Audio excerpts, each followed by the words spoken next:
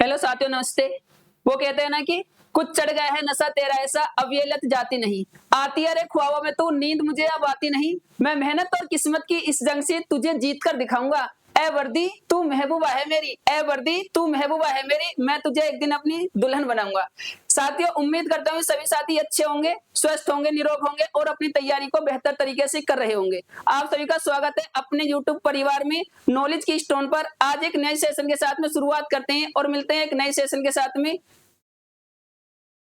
पहला जो क्वेश्चन होगा आपके स्लाइड पर, पहला क्वेश्चन होगा भी, किसे कोशिका के सुसाइड बेग के नाम से जाना जाता है? काट अपद्रव्य लिग्रीन को, जीव द्रव्य प्रोटोप्लाज्मा, या कोशिका रस, या सेलुलोज, या लैन या लाइसोसोम्स। एक बार कमेंट बॉक्स में कमेंट करके बताएंगे। आप सभी को वॉइस क्लियर है? सनी, अजय, आलोक, श्रुति, किसे कोशिका के सुसाइड बेग के नाम से जाना जाता है? अगर कोशिका के सुसाइड बेग की बात करें साथी, तो बात करें अभी, अगर जो हमारे लाइसोसोम्स होते हैं, क्या होते हैं साथी? लाइसोसोम्स। लाइसोसोम्स, अगर बात करें भी लाइसोसोम्स की खोज किसके द्वारा की गई थी, तो बोलेंगे भैया जी लाइसोसोम्स की खोज की थी डी डुवे ने। किसने की थी? डी डुवे ने। तो याद रखना भाई, लाइसोसोम्स की खोज किसने की थी? डी डुवे ने। और याद रखने साथ ही, अगर पूछा जाए भैया जी लाइसोसोम्स की खोज कब हुई थी, तो लाइसोसोम्स की खोज हुई थी 1683 में। कब हुई थी? 1683। लाइसोसोम्स का जो प्रमुख कार्य होता है, लाइसोसोम्स का प्रमुख कार्य होता है कोशिका को, क्या बोलेंगे भैया जी? कोशिका को भारी आघातों से, कोशिका को भारी आघातों से बचाना। क्या बोलोगे? कोशिका को भारी आघातों से बचाना। और याद रखना गुड़िया, अगर पूछा जाए भी, परंतु जैसे ही कोशिका का समय पूरा होता है, जैसे ही कोशिका का समय पूरा होता है, तो कोशिका को भी कौन नष्ट कर देता है? लाइसोसोम्स। और जब लाइसोसोम कोशिका को नष्ट कर देता है, तब लाइसोसोम्स को कोशिका की आत्महत्या की थैली, क्या बोलेंगे भैया जी?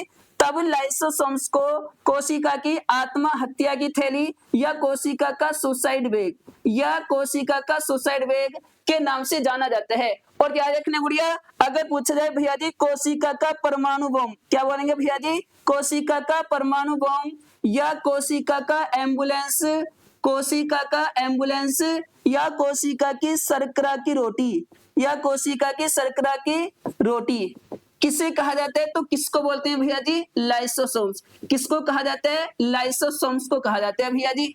तो याद रखना, कोशिका के सुसाइड बेग के नाम से किसे जाना जाता है? तो आप बोलोगे भैया जी कोशिका का जो सुसाइड बेग बोलते हैं वो किसे कहा जाता है? तो इसका उत्तर डी हो जाता है, पहले का उत्तर डी हो जाता है। नेक्स्ट क्वेश्चन एक बार कमेंट्स बॉक्स में छाप कर बताएंगे। सेकंड क्वेश्चन, गेलेना रागा एक अयस्क है। गेलेना किसका अयस्क है? चांदी का, जस्ता का, तांबे का, या लेड का? जल्दी से कमेंट बॉक्स में छाप कर बताएंगे। सनी, काजल, अनु। अगर बात करें भैया जी जो गेलेना होते हैं, गेलेना किसका अयस्क है? अगर अयस्क की बात करें, अयस्क जैसे एक होता है भैया जी बॉक्साइट, क्या बोलेंगे भैया जी? बॉक्साइट। जो बॉक्साइट होता है गुड़िया, बॉक्साइट के कितने अक्ष होते हैं? तो बॉक्साइट के 4 अक्ष होते हैं। कितने होते हैं? 4। एक तो होता है भैया जी हमारा एल्युमिनियम, एल्यूमिनियम, एक होता है भैया जी क्रायोलाइट, और एक होता है कोरंडम। और ध्यान रखना, अगर बात करें गेलेना किसका अयस्क होता है, तो गेलेना किसका अयस्क होता है? शीशे का। क्या बोलेंगे भैया जी? शीशा। शीशा यानी जिसे लेड कहा जाता है, क्या बोलते हैं? लेड। तो याद रखना, गेलेना किसका अयस्क है? शीशा। जो तो 2 का उत्तर डी हो जाता है साथी, 2 का उत्तर क्या हो जाता है? डी हो जाता है। एक बार स्क्रीनशॉट लेंगे। नेक्स्ट आगे देखेंगे क्वेश्चन नंबर 3। सेब में निम्नलिखित में से कौन सा एसिड पाया जाता है? एक बार कमेंट बॉक्स में छाप कर बताएंगे, सेब में निम्नलिखित में से कौन सा एसिड पाया जाता है? Malic acid, sulphuric acid, formic acid, या नाइट्रिक एसिड? अगर बात करें भैया जी मैलिक एसिड, जो मैलिक एसिड होता है, सेब, केला, नाशपाती, और एक होती है भैया जी स्ट्रॉबेरी। सेब, केला, नाशपाती, स्ट्रॉबेरी में कौन सा एसिड होता है? तो आप बोलोगे सेब, केला, नाशपाती, स्ट्रॉबेरी में मेलिकम, या हम इसी को बोलते हैं भैया जी मेलिकम, या इसी को बोलते हैं फोलिक एसिड। क्या बोलेंगे भैया जी? Folic acid. और याद रखना भैया जी, जो मेलिक एसिड या फोलिक एसिड होता है, जब महिला प्रेग्नेंट होती है तो याद रखना प्रेगनेंसी के समय महिला को डॉक्टरों के द्वारा कौन सी टेबलेट दी जाती है? तो प्रेगनेंसी के समय महिलाओं को मेलिकम या फोलिक एसिड की टेबलेट दी जाती है। कौन से एसिड की टेबलेट दी जाती है? मेलिक एसिड या फोलिक एसिड।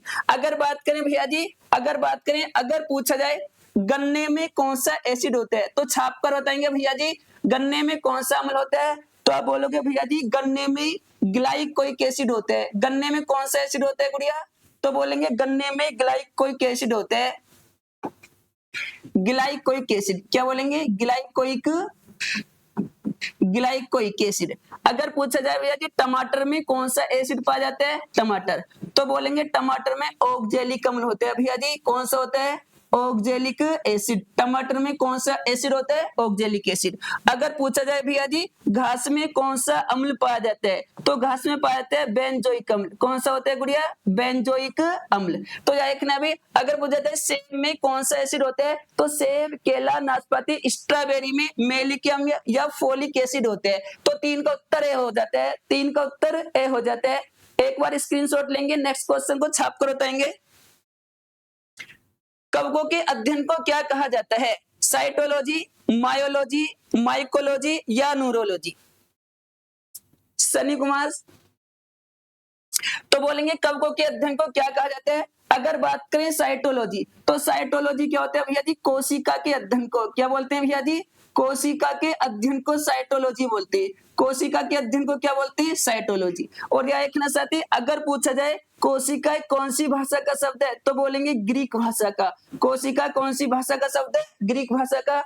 और ग्रीक भाषा में कोशिका को बोलते हैं सेला। क्या बोलते हैं बच्चा? सेला। और यह एक ना गुड़िया, सेला का अर्थ होता है एक छोटा कमरा। क्या बोलोगे? एक छोटा कमरा। तो जाए भैया जी, तो कोशिका होता है, कोशिका एक कौन सी भाषा का शब्द है? ग्रीक भाषा का। और ग्रीक भाषा में कोशिका को क्या कहा जाता है? एक छोटा कमरा। अगर पूछा जाए भैया जी विश्व में सबसे बड़ी कोशिका, विश्व में सबसे बड़ी कोशिका, तो बोलेंगे भैया जी विश्व में सबसे बड़ी कोशिका किसकी होती है? तो आप बोलोगे शतुरमुर्ग के अंडे की। किसकी होती है? शतुरमुर्ग के अंडे की। तो जाएगा ना भैया जी विश्व में सबसे बड़ी कोशिका किसकी होती है? शतुरमुर्ग के अंडे की। अगर पूछा जाए सबसे छोटी कोशिका किसकी होती है, तो बोलेंगे सबसे छोटी कोशिका होती है जीवाणु की। किसकी होती है भैया जी? जीवाणु की। अगर पूछा जाए जीवाणु का क्या नाम है, तो आप बोलोगे माइकोप्लाज्मा गैलीसेप्टम। क्या बोलेंगे? माइकोप्लाज्मा गैलीसेप्टम। तो यह एक ना कवकों के अध्ययन को क्या बोलते हैं भैया जी? कवकों के अध्ययन को माइकोलॉजी कहा जाता है। ऑप्शन नंबर सी हो जाता है, ऑप्शन नंबर सी हो जाता है। अगर आपसे पूछा जाए जो आपका रिंगवर्म या जिसको बोलते हैं दाद, रिंगवर्म या दाद किससे होते हैं? तो कवक से होते हैं। साथ ही किससे होते हैं गुड़िया? कवक, जिसे हम क्या बोलते हैं? फंगस। क्या बोलेंगे? फंगस। या इसी को फफूंद कहा जाता है। क्या बोलते हैं? फफूंद। तो जाए गुड़िया कवकों के अध्ययन को क्या बोलते हैं भैया जी? कवकों के अध्ययन को माइकोलॉजी कहा जाता है। एक बार स्क्रीनशॉट लेंगे और एक बार कमेंट बॉक्स में छाप कर बताएंगे। आप सभी को इतना क्लियर है? नेक्स्ट क्वेश्चन, बोमडिला दर्रा किस राज्य में स्थित है? बोमडिला दर्रा किस राज्य में स्थित है? हिमाचल प्रदेश, नागालैंड, सिक्किम या अरुणाचल प्रदेश? अगर बात करें बोमडिला दर्रा की, तो आप बोलेंगे भैया जी बोमडिला दर्रा अरुणाचल प्रदेश राज्य में। कहां पर है भैया जी? अरुणाचल प्रदेश में। याद रखना भैया जी बोमडिला दर्रा कहां पर स्थित है? अरुणाचल प्रदेश। अगर आप लोगों से पूछे भैया जी बुर्जिल दर्रा कहां पर है, तो नोट पॉइंट छाप कर लिखेंगे भैया जी बुर्जिल दर्रा कहां पर स्थित है? तो बुर्जिल दर्रा आपका जम्मू कश्मीर में। बुर्जिल दर्रा कहां पर है? जम्मू कश्मीर। और अगर आप लोगों से पूछा जाए भैया जी जोजिला दर्रा, क्या बोलेंगे? जोजिला दर्रा। तो बोलेंगे जोजिला दर्रा भी कहां पर है? जम्मू कश्मीर में। जोजिला दर्रा भी कहां पर है? जम्मू कश्मीर। अगर पूछा जाए पीर पंजार, क्या बोलेंगे? पीर पंजार दर्रा, तो बोलेंगे पीर पंजा दर्रा भी कहां पर है? जम्मू कश्मीर में। कहां पर है भैया जी? जम्मू कश्मीर। और अगर पूछा जाए रोहतांग दर्रा, क्या बोलेंगे? रोहतांग दर्रा। तो रोहतांग दर्रा कहां पर है आपका? हिमाचल प्रदेश में। रोहतांग दर्रा कहां पर है? हिमाचल प्रदेश। तो बोलेंगे साथी बोमडिला दर्रा किस राज्य में स्थित है? तो आप बोलोगे अरुणाचल प्रदेश में।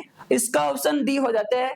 इसका ऑप्शन डी हो जाता है। अगर पूछा जाए अरुणाचल प्रदेश में बुर्जिल दर्रा कहां पर है? जम्मू कश्मीर। जोजिला दर्रा जम्मू कश्मीर, पीर पंजा दर्रा जम्मू कश्मीर और रोहतांग दर्रा हिमाचल प्रदेश।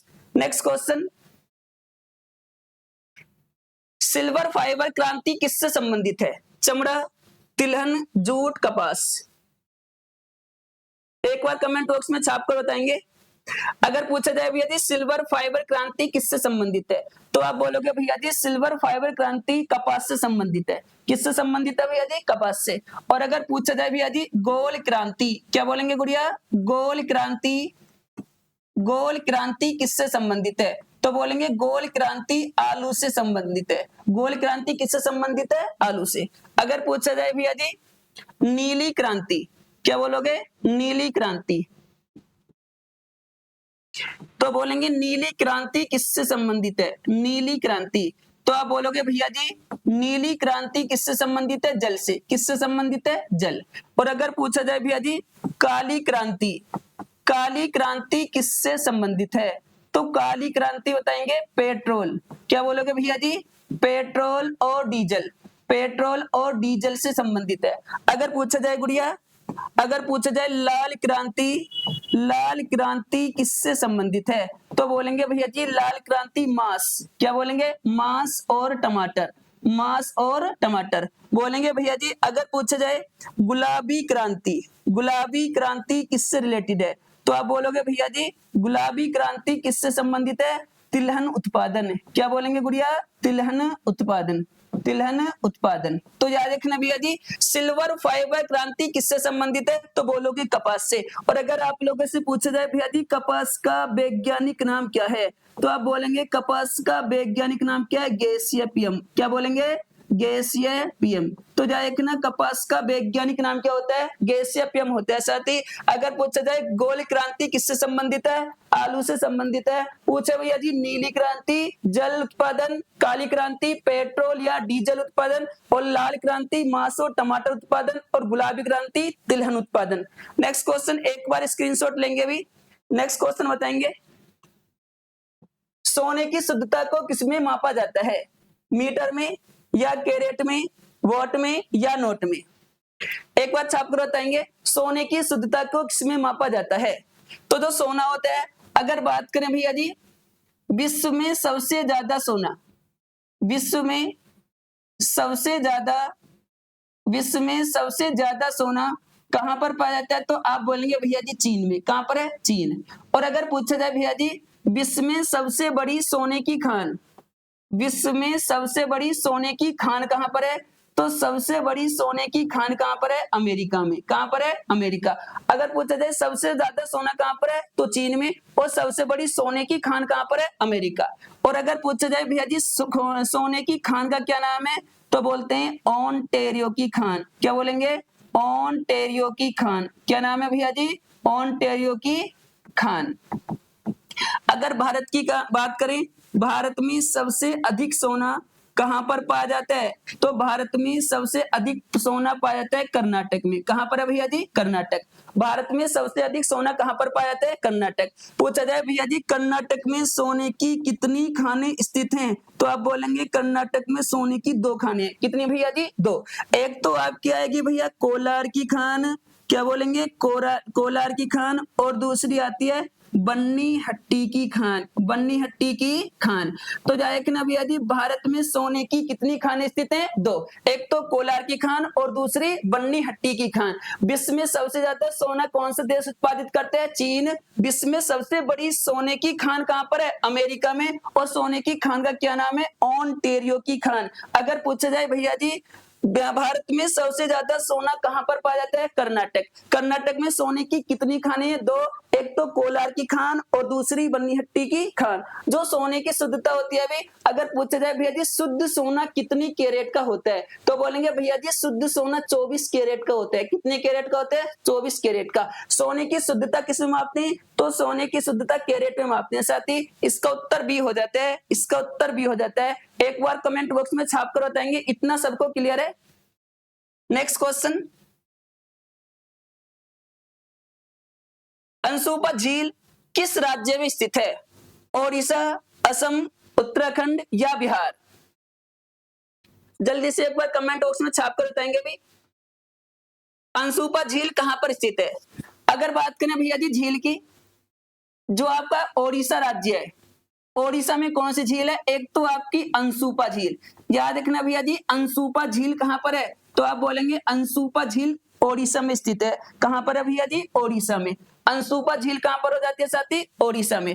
अगर पूछा जाए चिल्का झील कहां पर है, तो बोलेंगे भैया जी तो चिल्का झील है, चिल्का झील भी कहां पर है? उड़ीसा में। चिल्का झील भी कहां पर है साथी? उड़ीसा। कतई जहर क्वेश्चन भैया जी पूछा जाए भारत की, क्या बोलेंगे? भारत की सबसे बड़ी, भारत की सबसे बड़ी खारे पानी की झील, तो जाएगा ना भैया जी भारत की सबसे बड़ी खारे पानी की झील कौन सी हो जाती है? चिल्का झील। कौन सी है भैया जी? चिल्का झील। और चिल्का झील कहां पर है? ओडिशा में। पूछा जाए अंशुपा झील भी कहां पर है? ओडिशा में। और अगर पूछा जाए भैया जी प्रतिशत के आधार पर, प्रतिशत के आधार पर भारत की सबसे बड़ी खारे पानी की झील, तो बोलेंगे प्रतिशत के आधार पर भारत की सबसे बड़ी खारे पानी की झील कौन सी हो जाती है? सांभर झील। कौन सी भैया जी? सांभर झील। आप बोलोगे भैया जी सांभर झील कहां पर स्थित है? तो सांभर झील है आपकी राजस्थान में। कहां पर है? राजस्थान।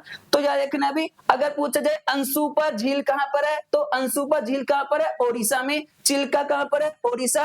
भारत की सबसे बड़ी खारे पानी की झील कौन सी है? चिल्का झील। और प्रतिशत के आधार पर सबसे बड़ी खारे पानी की झील सांभर झील। सांभर झील कहां पर हो जाती है साथी? राजस्थान में। एक बार छाप पर बताएंगे साथी भारत की सबसे बड़ी मीठे पानी की झील कौन सी है? भारत की सबसे बड़ी मीठे पानी की झील, तो छाप कर बताओगे भैया जी भारत की सबसे बड़ी मीठे पानी की झील कौन सी है? तो बोलेंगे बूलर झील। कौन से भैया जी? बूलर झील। और बूलर झील कहां पर है? जम्मू कश्मीर में। बूलर कहां पर है? जम्मू कश्मीर। एक बार जल्दी से स्क्रीनशॉट लेंगे। नेक्स्ट क्वेश्चन, प्रसिद्ध जोग जलप्रपात कहां पर स्थित है? गोवा, तेलंगाना, सिक्किम या कर्नाटक? अगर बात करें जलप्रपात की, जो आपका जोग जलप्रपात है इसको बोलते हैं भैया जी महात्मा गांधी, महात्मा गांधी जलप्रपात, या इसी को बोलते हैं हम गरसोप्पा। क्या बोलेंगे? गरसोप्पा जलप्रपात। महात्मा गांधी जलप्रपात या गरसोप्पा जलप्रपात, या इसी को बोलते हैं जोग जलप्रपात। जो कहां पर स्थित है? तो बोलेंगे भैया जी जो कर्नाटक में स्थित है। कहां पर है साथी? कर्नाटक में। तो जाएगा ना भैया प्रसिद्ध जोग जलप्रपात कहां पर स्थित है? आप बोलोगे भैया जी कर्नाटक में स्थित है। इसका उत्तर डी हो जाता है साथी, इसका उत्तर डी हो जाता है। अगर पूछा जाए आप लोगों से भैया जी भारत का, क्या बोलेंगे? भारत का नियाग्रा, भारत का नियाग्रा किस जलप्रपात को कहा जाता है? तो आप बोलेंगे भारत का नियाग्रा किस जलप्रपात को बोलते हैं? तो बोलेंगे चित्रकूट जलप्रपात को। किसको बोलते हैं? चित्रकूट। आप बोलोगे चित्रकूट कहां पर है भैया जी? तो बोलेंगे छत्तीसगढ़ में। कहां पर है गुड़िया? छत्तीसगढ़ में। बोलेंगे कौन सी नदी के तट पर स्थित है? तो कौन सी नदी पर है? इंद्रावती नदी पर। कौन सी नदी पर है? इंद्रावती नदी पर। तो जाएगा ना चित्रकूट जलप्रपात कौन से राज्य में स्थित है? छत्तीसगढ़ में। छत्तीसगढ़ की कौन सी नदी पर है? इंद्रावती नदी पर। और भारत का नियाग्रा किस जलप्रपात को कहा जाता है? तो बोलेंगे भारत का नियाग्रा चित्रकूट जलप्रपात को कहते हैं। नेक्स्ट क्वेश्चन, एक बार सभी स्क्रीनशॉट लेंगे और वीडियो को शेयर करके आएंगे। नेक्स्ट क्वेश्चन बताएंगे, विश्व में सबसे बड़ा नदी द्वीप माजुली द्वीप कहां स्थित है? अरुणाचल प्रदेश, असम, नागालैंड या उत्तर प्रदेश? सनी कुमार। तो यह एक ना भैया विश्व का सबसे बड़ा नदी द्वीप, तो विश्व का जो सबसे बड़ा नदी द्वीप है तो वो है आपका माजुली द्वीप। माजुली द्वीप, माजुली द्वीप कहां पर है भैया जी? तो माजुली द्वीप आपका असम में। माजुली द्वीप कहां पर है? असम में। और अगर पूछा जाए बेटा असम में कौन सी नदी के तट पर स्थित है, तो बोलेंगे भैया जी ब्रह्मपुत्र नदी के तट पर है। कौन सी नदी पर है? ब्रह्मपुत्र नदी पर। तो जाएगा ना विश्व का सबसे बड़ा नदी द्वीप कौन सा है, तो बोलेंगे माजुली द्वीप। माजुली द्वीप कौन से राज्य में स्थित है? असम में। और असम की कौन सी नदी के तट पर स्थित है, तो बोलेंगे ब्रह्मपुत्र नदी के तट पर स्थित है। तो विश्व में सबसे बड़ा नदी द्वीप कौन सा भैया जी, कहां पर स्थित है? असम में। इसका उत्तर साथी बी हो जाता है, इसका उत्तर बी हो जाता है। एक बार स्क्रीनशॉट लेंगे। नेक्स्ट क्वेश्चन आपकी स्लाइड पर,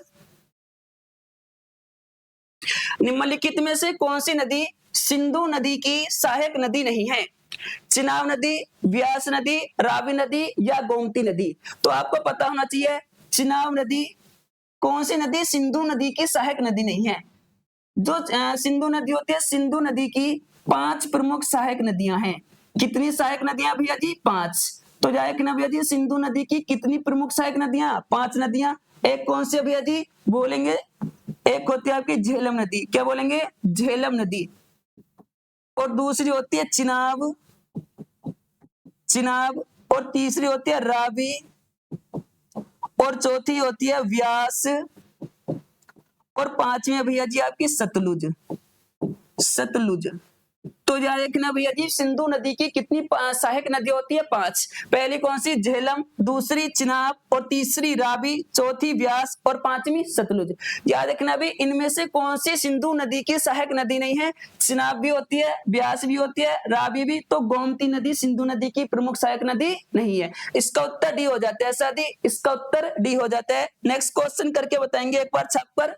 रेगुर मिट्टी को किस नाम से भी जाना जाता है? तो बोलेंगे काली मिट्टी, जलोढ़ मिट्टी, लेटेराइट मिट्टी या लाल और पीली मिट्टी। तो जाए गुड़िया जो काली मिट्टी होती है, काली मिट्टी, काली मिट्टी को बोलते हैं साथी रेगूर मिट्टी। क्या बोलते हैं? रेगूर मिट्टी। याद रखना किस मिट्टी को काली मिट्टी रेगूर मिट्टी के नाम से जाना जाता है, तो बोलेंगे काली मिट्टी को। और काली मिट्टी को ही हम श्वेत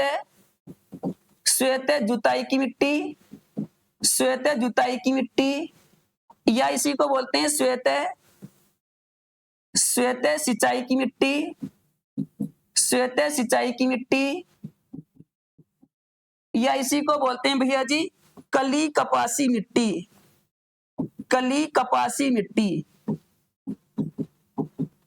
इन नामों से भी जाना जाते हैं। याद रखना रेगुर मिट्टी किसको बोलते हैं, तो रेगुर मिट्टी काली मिट्टी को बोलती है। इसका उत्तर ए हो जाता है। काली मिट्टी को हम रेगुर मिट्टी या श्वेत जुताई की मिट्टी, श्वेत सिंचाई की मिट्टी या कली कपासी मिट्टी के नाम से भी जाना जाता है। अगर पूछा जाए भैया जी एक बार छाप कर बताएंगे काली मिट्टी किसके उत्पादन के लिए प्रसिद्ध है, तो बोलेंगे काली मिट्टी किसके उत्पादन के लिए प्रसिद्ध है? कपास के लिए। किसके भैया जी? कपास। और याद रखना अगर पूछा जाए काली मिट्टी का काला रंग किसके कारण होता है, तो बोलेंगे काली मिट्टी का काला रंग किसके कारण होता है, तो बोलेंगे T2 V phase Victoria, T2 phase Victoria भोजी के कारण। याद रखना भैया जी काली मिट्टी का काला रंग किसके कारण होता है? T2 फेज विक्टोरिया भोजी के कारण। उम्मीद करते हुए सभी को क्लास अच्छी लग रही होगी। एक बार दबाकर शेयर करके आएंगे, एक बार स्क्रीनशॉट लेंगे। नेक्स्ट क्वेश्चन आपकी स्लाइड पर, नंदा देवी किस राज्य में स्थित है? हिमाचल प्रदेश, उत्तराखंड, उत्तर प्रदेश या सिक्किम में? जो नंदा देवी होती है भैया जी, अगर बात करें नंदा देवी कौन से राज्य में स्थित है, तो आप बोलोगे भैया जी नंदा देवी उत्तराखंड में स्थित है। नंदा देवी कहां पर स्थित है? उत्तराखंड में। और यह एक ना साथी नंदा देवी उत्तराखंड की, क्या बोलोगे भैया जी? नंदा देवी उत्तराखंड की गैर विवादित और भारत की, नंदा देवी उत्तराखंड की गैर विवादित और भारत की सबसे ऊंची चोटी है। याद रखना भैया जी भारत की उत्तराखंड की सबसे ऊंची गैर विवादित और सबसे ऊंची चोटी कौन सी है? नंदा देवी। अगर पूछा जाए भैया जी फूलों की घाटी किसे कहा जाता है? फूलों की घाटी, तो आप बोलेंगे फूलों की घाटी भी किसको बोलते हैं भैया जी? नंदा देवी को। फूलों की घाटी भी किसको बोलते हैं? नंदा देवी को। अगर पूछा जाए भैया जी नंदा देवी को जीरो वैली या जीरो नंदा देवी को जीरो वैली या जीरो तुवांग या जीरो तुवांग के नाम से भी जाना जाता है। तो जाए ना जीरो वैली या जीरो तुवांग भी किसको बोलते हैं? नंदा देवी। नंदा देवी कहां पर स्थित है? उत्तराखंड में। भारत या उत्तराखंड की गैर विवादित सबसे ऊंची चोटी कौन सी है? तो आप बोलेंगे नंदा देवी। नंदा देवी कहां पर स्थित है? तो आप बोलेंगे भैया जी उत्तराखंड में। इसका उत्तर बी हो जाता है साथी, इसका उत्तर बी हो जाता है। नेक्स्ट क्वेश्चन आपकी स्लाइड पर, पेरिस की राजधानी है, पेरिस किसकी राजधानी है? पेरिस किसकी राजधानी है? तो बताएंगे भैया जी पेरिस किसकी राजधानी है? फ्रांस की, नॉर्वे की, कनाडा की, ग्रीस की। तो बोलेंगे तो पेरिस होता है साथी। पेरिस को विश्व में क्या बोलेंगे साथी? पेरिस को विश्व में सुरा सुंदरियों का देश, सुरा सुंदरियों का देश, सुरा सुंदरियों का देश। याद रखना भैया जी विश्व में सुरा सुंदरियों का देश किसको बोलते हैं? पेरिस। और याद रखना अगर पूछा जाए भी विश्व की जन्नत, क्या बोलेंगे गुड़िया? विश्व की जन्नत। तो विश्व की जन्नत भी किसको बोलते हैं? आप बोलोगे भैया जी विश्व की जन्नत भी किसको बोलते हैं? पेरिस। अगर पूछा जाए भैया जी विश्व की फैशन नगरी, विश्व की फैशन नगरी, तो बोलेंगे साथी विश्व की फैशन नगरी भी किसे कहा जाता है? तो बोलेंगे बेटा पेरिस को। विश्व की फैशन नगरी भी किसको बोलते हैं? पेरिस। और देखना गुड़िया अगर पूछा जाए विश्व का हृदय, विश्व का हृदय किसे कहा जाता है? तो विश्व का हृदय भी किसको बोलते हैं? पेरिस को। विश्व का हृदय भी किसको बोलते हैं? पेरिस। और देखना गुड़िया अगर पूछा जाए भैया जी पेरिस किस देश की राजधानी है? तो पेरिस किसकी राजधानी है? आप बोलोगे फ्रांस की। और पूछा जाए कि ना गुड़िया कौन सी नदी के तट पर स्थित है? तो बोलेंगे सीन नदी पर। कौन सी नदी पर है? सीन नदी पर। तो यह कि ना पेरिस किस देश की राजधानी हो जाती है? तो पेरिस फ्रांस की राजधानी है साथी। पेरिस फ्रांस की राजधानी है जिसे विश्व में सुरा सुंदरियों का देश, विश्व की जन्नत या विश्व का हृदय या विश्व की फैशन नगरी के नामों से भी जाना जाता है। नेक्स्ट क्वेश्चन आपकी स्लाइड पर, दक्षिण अफ्रीका के शीतोष्ण घास के मैदानों को क्या कहा जाता है? एक बार छाप कर बताएंगे भी दक्षिण अफ्रीका में पाए जाने वाले शीतोष्ण घास के मैदानों को क्या बोलते हैं? Downs, prairie, pampas, weld. अगर बात करें साथी डाउन्स घास के मैदान कहां पर पाए जाते हैं? तो डाउन्स घास के मैदान पाए जाते हैं आपके ऑस्ट्रेलिया में। कहां पर पाए जाते हैं? ऑस्ट्रेलिया। या एक ना डाउन्स घास के मैदान कहां पर पाए जाते हैं? ऑस्ट्रेलिया। और या एक ना गुड़िया अगर पूछा जाए भैया जी प्रेरी घास के मैदान कहां पर पाए जाते हैं? तो उत्तरी अमेरिका में। प्रेरी घास के मैदान कहां पर पाए जाते हैं आपके? उत्तरी अमेरिका। क्या बोलोगे? उत्तरी अमेरिका में। प्रेरी घास के मैदान कहां पर हैं? उत्तरी अमेरिका। पंपास घास के मैदान कहां पर पाए जाते हैं? आप बोलोगे अर्जेंटीना में। पंपास घास के मैदान कहां पर हैं? अर्जेंटीना में। और यह एक साथी बेल्ट घास के मैदान कहां पर पाए जाते हैं? बोलेंगे दक्षिण अमेरिका में। बेल्ट घास के मैदान कहां पर है साथी? दक्षिण अमेरिका में। और यह एक बार छाप कर बताएंगे भैया जी अगर पूछा जाए सवाना घास के मैदान, सवाना घास के मैदान कहां पर पाए जाते हैं? तो सवाना घास के मैदान भी कहां पर पाए जाते हैं? दक्षिण अमेरिका में। कहां पर है भैया जी? दक्षिण अमेरिका। अगर पूछा जाए भैया जी मक्का त्रिभुज, मक्का त्रिभुज घास के मैदान, तो बोलेंगे मक्का त्रिभुज घास के मैदान भी कहां पर पाए जाते हैं? दक्षिण अमेरिका में। दक्षिण अमेरिका, दक्षिण अमेरिका में। तो यह एक गुड़िया दक्षिण अफ्रीका में शीतोष्ण घास के मैदानों को क्या कहा जाता है? तो बोलेंगे बेल्ट घास के मैदान। क्या बोलते हैं साथी? बेल्ट घास के मैदान। इसका उत्तर डी हो जाता है, इसका उत्तर डी हो जाता है। नेक्स्ट क्वेश्चन, ब्रह्मांड के अध्ययन को क्या कहा जाता है? कोस्मोलॉजी, एस्ट्रोलॉजी, सिस्मोलॉजी, लिमोनोलॉजी। तो ब्रह्मांड के अध्ययन को क्या बोलते हैं? ब्रह्मांड के अध्ययन को कोस्मोलॉजी कहा जाता है। क्या बोलते हैं साथी? कोस्मोलॉजी। इसका उत्तर ए हो जाता है। नेक्स्ट क्वेश्चन छाप कर बताएंगे, संविधान सभा की पहली बैठक की अध्यक्षता किसने की थी?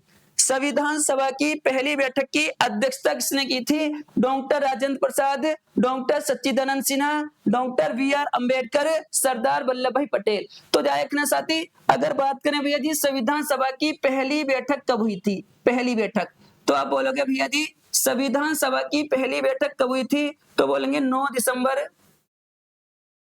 दिसंबर 1946 को, 9 दिसंबर 1946। अगर पूछा जाए भैया जी संविधान सभा की पहली बैठक कहां पर हुई थी? तो संविधान सभा की पहली जो बैठक हुई थी वो हुई थी आपकी दिल्ली के कौंसिल चैम्बर पुस्तकालय भवन में। कहां पर हुई थी गुड़िया? दिल्ली के कौंसिल चैम्बर पुस्तकालय भवन में। और देखना इस बैठक में कैसे अध्यक्ष बनाए गए थे? तो इसमें अस्थायी अध्यक्ष बनाए गए थे। किसको बनाया गया था? तो बोलेंगे डॉक्टर सच्चिदानंद सिन्हा को। तो देखना भैया जी संविधान सभा की पहली बैठक में कैसे अध्यक्ष बने थे? अस्थायी। और किसको बनाया गया था? डॉक्टर सच्चिदानंद सिन्हा को। पहली बैठक कब आयोजित हुई थी? 9 दिसंबर 1946 को। कहां पर आयोजित की गई थी? दिल्ली के कौंसिल चैम्बर पुस्तकालय भवन में। अगर पूछा जाए भैया जी संविधान सभा की दूसरी बैठक कब हुई थी? तो बोलेंगे दूसरी बैठक कब हुई थी? तो आप बोलेंगे 11 दिसंबर 1946 को। और अगर पूछा जाए तीसरी बैठक कब हुई थी भैया जी? तो बोलेंगे संविधान सभा की तीसरी बैठक हुई थी 13 दिसंबर 1946 को। उम्मीद करते हैं सभी साथियों को इतना क्लियर होगा। एक बार वीडियो को जबरदस्त तरीके से शेयर करके आएंगे और एक बार स्क्रीनशॉट लेंगे। नेक्स्ट क्वेश्चन आपकी स्लाइड पर, हमारे सौरमंडल का सबसे निकटतम तारा कौन सा है? Alpha Centauri, beta Centauri, Proxima Centauri या वर्नार्ड? तो बोलेंगे हमारे सौरमंडल का सबसे निकटतम तारा, तो हमारे सूर्य का जो सबसे निकटतम तारा है वो है आपका प्रोक्सिमा सेंचुरी। क्या बोलेंगे साथी? Proxima Centauri. याद रखना भैया जी हमारे सौरमंडल का सबसे निकटतम वाला तारा कौन सा है? Proxima Centauri. एक और बात रखना, अगर पूछा जाए हमारे सौरमंडल का सबसे चमकीला तारा, हमारे सौरमंडल का सबसे चमकीला तारा, तो बोलेंगे भैया जी सबसे चमकीला तारा कौन सा है? साइरस या डॉग स्टार। क्या बोलेंगे? साइरस या डॉग स्टार। तो देखना हमारे सौरमंडल का सबसे निकटतम वाला तारा प्रोक्सिमा सेंचुरी, जबकि सबसे चमकीला तारा कौन सा है? साइरस या डॉग स्टार। नेक्स्ट क्वेश्चन छाप कर बताएंगे, ड्राफ्टिंग कमेटी का गठन कब हुआ था? 17 अक्टूबर 1945, 14 अगस्त 1948, 29 अगस्त 1947, 9 नवंबर 1946 को। तो जो ड्राफ्टिंग कमेटी थी, ड्राफ्टिंग कमेटी का गठन कब हुआ था? तो आप बोलोगे ड्राफ्टिंग कमेटी का गठन हुआ था 29 अगस्त 1947 को। और देखना साथी ड्राफ्टिंग कमेटी का जो गठन हुआ था, इस कमेटी में कुल कितने सदस्य थे?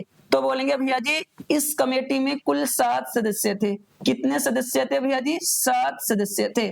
तो बोलेंगे ड्राफ्टिंग कमेटी का गठन कब हुआ था? 29 अगस्त 1947 को। इस कमेटी में कुल कितने सदस्य थे? 7 सदस्य थे, जिनमें से प्रमुख सदस्य कौन थे? एक थे आपके बी.आर. अम्बेडकर जी, बी.आर. अम्बेडकर, और दूसरे थे भैया जी अल्लादी कृष्ण अय्यर, तीसरे थे गोपाल स्वामी अयंगर। क्या बोलेंगे? गोपाल स्वामी अयंगर। और चौथे थे के.एम. मुंशी। पांचवें थे भैया जी मोहम्मद सादुल्ला, और छठे थे एन माधव राव, और सातवें थे टीटी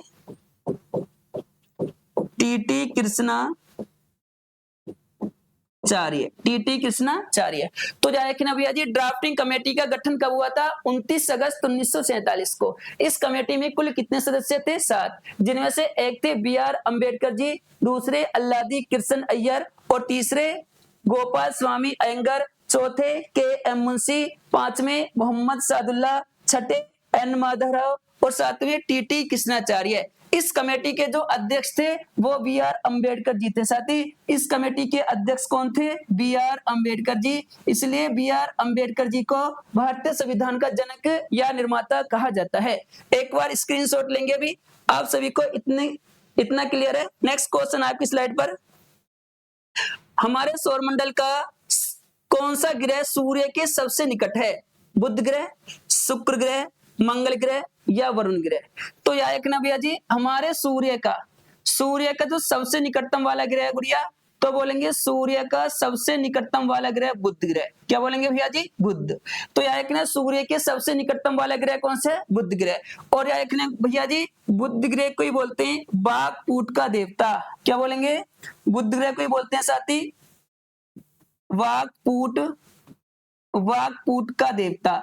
याद रखना किस ग्रह को वाकपूट का देवता बोलते हैं? बुध ग्रह को। अगर पूछा जाए भैया जी, इसी को बोलते हैं वाणिज्य का देवता। वाणिज्य का देवता। अगर पूछा जाए वाणिज्य का देवता किस ग्रह को कहा जाता है, तो वाणिज्य का देवता भी किसको बोलते हैं? बुध को। अगर पूछा जाए भैया जी दूत का देवता भी किस ग्रह को कहा जाता है, तो दूत का देवता भी किसको बोलते हैं? बुध ग्रह को। याद रखना साथी, अगर पूछा जाए भैया जी आकार की दृष्टि से सबसे छोटा ग्रह कौन सा हो जाता है, तो बोलेंगे बुध ग्रह। आकार की दृष्टि से सबसे छोटा ग्रह कौन सा हो जाता है? बुध ग्रह। बुध ग्रह का परिक्रमण काल, तो लिखेंगे बुध ग्रह का परिक्रमण काल कितना होता है, तो बोलेंगे भैया जी 88 दिन। अर्थात बुध ग्रह को सूर्य का एक चक्कर लगाने में कितने दिन का समय लगता है? 88 दिन। इसलिए बुध ग्रह पर एक साल कितने दिन की होती है, तो बोलेंगे भैया जी, इसलिए बुध ग्रह पर एक साल 88 दिन की होती है। जबकि ना भैया जी पूछा जाए बुध ग्रह का परिभ्रमण काल कितने दिन का होता है, तो बुध ग्रह का परिभ्रमण काल 90 दिन का होता है। अर्थात बुध ग्रह को अपने अक्ष पर घूमने में कितना समय लगता है? 90 दिन का। तो सूर्य के सबसे निकटतम वाला ग्रह कौन सा हो जाता है? मरकरी हो जाता है, बुध हो जाता है। इसका ऑप्शन ए हो जाता है साथी, इसका उत्तर ए हो जाता है। नेक्स्ट क्वेश्चन आपकी स्लाइड पर। मिलते हैं अभी कल आपसे फिर एक नए टॉपिक के साथ में। थैंक यू, धन्यवाद।